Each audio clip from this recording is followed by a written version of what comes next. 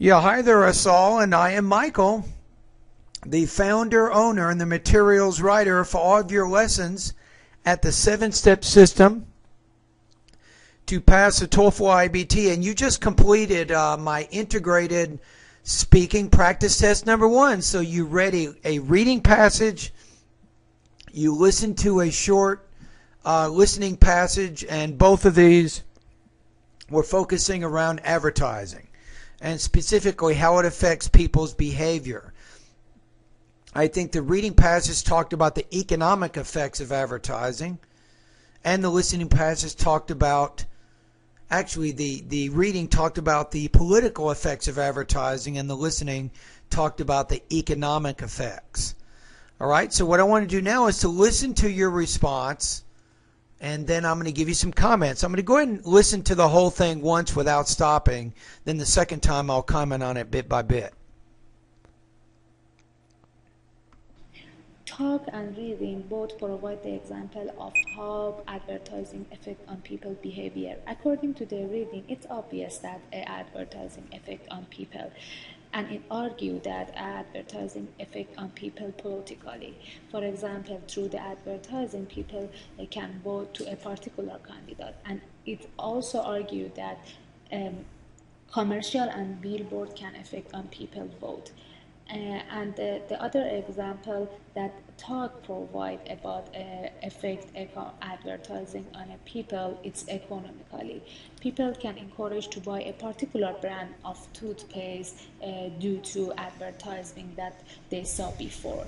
In conclude, advertising might be good or might be bad, but it's our responsibility to become alert about this. And finally, advertising can affect people politically and economically. All right, let's listen to it one more time. Talk and reading. So you want to say not talk and reading, the talk and the reading, but I'd actually start with the reading passage. I would say the reading passage and the talk discuss. So don't forget to use words like a, and, or the before your nouns, because you don't want the TOEFL to think that you're speaking what's called telegraphically, which means you're omitting some of those grammatical type words when you speak. Both provide the example of how advertising affect on people's behavior. According to the reading. Now you're probably taking a little bit too much time to get into your ideas here. But basically, the reading and the listening passage discuss the political and the economic effects of advertising. Advertising effect on people, and it argued that advertising. I would say it argues. So you need to be more concise in how you present the information. Say, first of all, the reading passage argues that advertising affects people's behavior politically. Effect on people politically.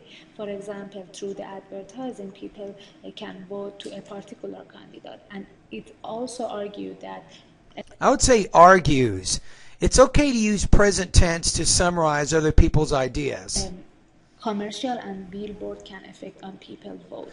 Now, if you want to use past tense argued, then you say that it could affect. Right? But you're kind of moving from past to present, so you're not very consistent in the verb tenses you're using to explain the information. And the other example that talk provide about effect advertising on a people, it's economically.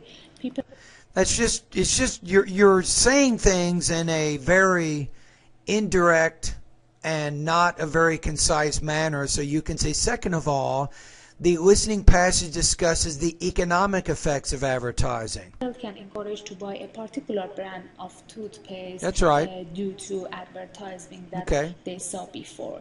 In conclusion, if you want to use it that way, or say to conclude. If you use a preposition to, you're using it kind of as an infinitive. So to conclude or in conclusion. Advertising might be good or might be bad, but it's our responsibility to become alert about this. And finally, to become, I think, aware. I would say you're not actually pronouncing that clearly. To be aware of this. Advertising can affect people politically and economically. All right, so now let's take a look at the rubrics. I think on this one you had some language use issues. As I pointed out, sometimes you're omitting certain words. And you had some pronunciation issues. And I'd like to have you take a look at my grammar lesson number 2. Actually, my whole grammar section is going to change pretty quickly. But right now it's called grammar lesson number 2. And it'll help you learn how to be more concise with the language that you're using. So you have a tendency to be a little bit wordy in how you present your idea. So some problems with language use. I think that your topic development was good, but you did have some delivery issues.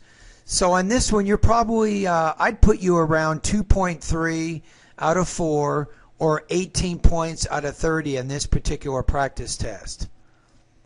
Alrighty?